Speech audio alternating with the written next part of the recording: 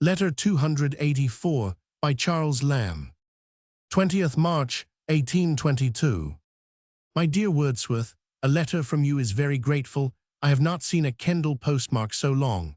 We are pretty well saved colds and rheumatics, and a certain deadness to everything, which I think I may date from poor John's loss, and another accident or two at the same time, that has made me almost bury myself at Dalston, where yet I see more faces than I could wish. Death's overset one and put one out long after the recent grief.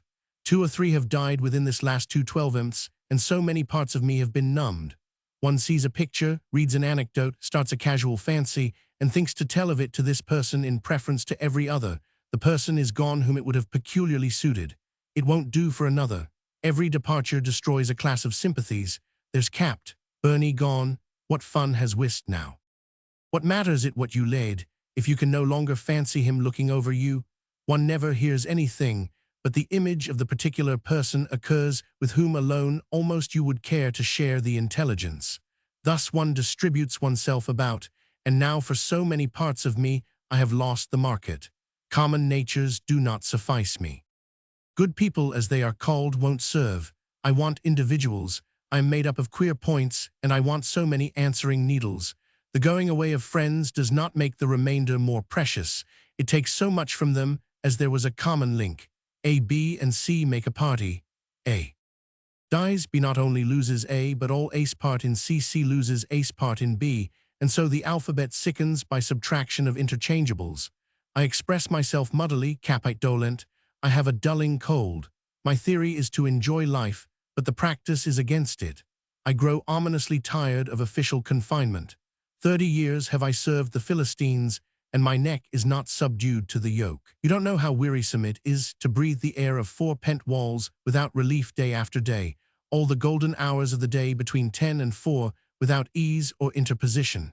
Tidit me harum quotidianarum formarum, these pestilential clerk faces always in one's dish. Oh, for a few years between the grave and the desk. They are the same, save that at the latter you are outside the machine. The foul enchanter, letters 4 do form his name, Buserain is his name in hell, that has curtailed you of some domestic comforts, hath laid a heavier hand on me, not in present infliction, but in taking away the hope of enfranchisement. I dare not whisper to myself a pension on this side of absolute incapacitation and infirmity, till years have sucked me dry.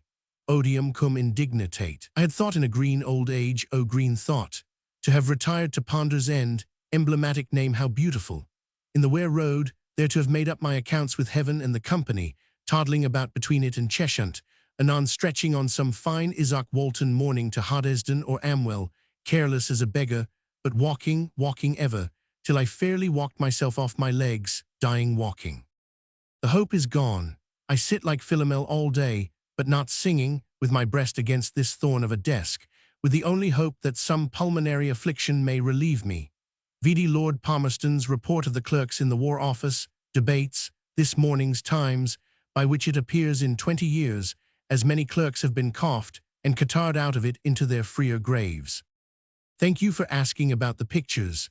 Milton hangs over my fireside in carved card. When I am there, the rest have been sold for an old song, wanting the eloquent tongue that should have set them off. You have gratified me with liking my meeting with Dodd. For the Malvolio story, the thing is become in verity a sad task, and I eke it out with anything.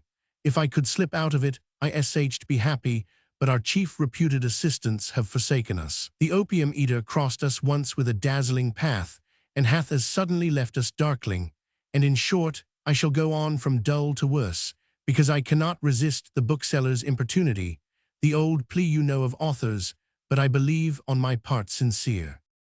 Hartley I do not so often see, but I never see him in unwelcome hour.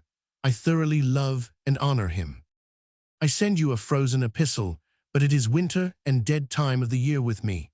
May heaven keep something like spring and summer up with you, strengthen your eyes, and make mine a little lighter to encounter with them, as I hope they shall yet and again, before all are closed. Yours with every kind Rimbert. I had almost forgot to say, I think you thoroughly right about presentation copies. I should like to see you print a book I should grudge to purchase for its size. D. N. me, but I would have it though. John Lamb's will left everything to his brother. We must suppose that his widow was independently provided for. I doubt if the brothers had seen each other except casually for some time. The Elia essay, My Relations, contains John Lamb's full-length portrait under the name of James Elia. Captain Burney died on November 17, 1821. The Foul Enchanter, letters 4 do form his name. From Coleridge's War Eclogue, Fire, Famine, and Slaughter, where the letters form the name of Pitt. Here they stand for Joseph Hume, not Lamb's friend, but Joseph Hume, MP, 1777–1855, who had attacked with success abuses in the East India Company, had revised economically the system of collecting the revenue, thus touching Wordsworth as distributor of stamps, and had opposed Vansittart's scheme for the reduction of pension charges. vide Lord Palmerston's report. In the Times of March 21 is the report of a debate on the estimates. Palmerston proved a certain amount of reduction of salary in the War Office. Incidentally, he remarked that, since 1810, not fewer than 26 clerks had died of pulmonary complaints and disorders arising from sedentary habits. Milton was the portrait, already described, which had been left to Lamb. Lamb gave it as a dowry to Emma Isola when she became Mrs. Moxon. My Meeting with Dodd, Malvolio story.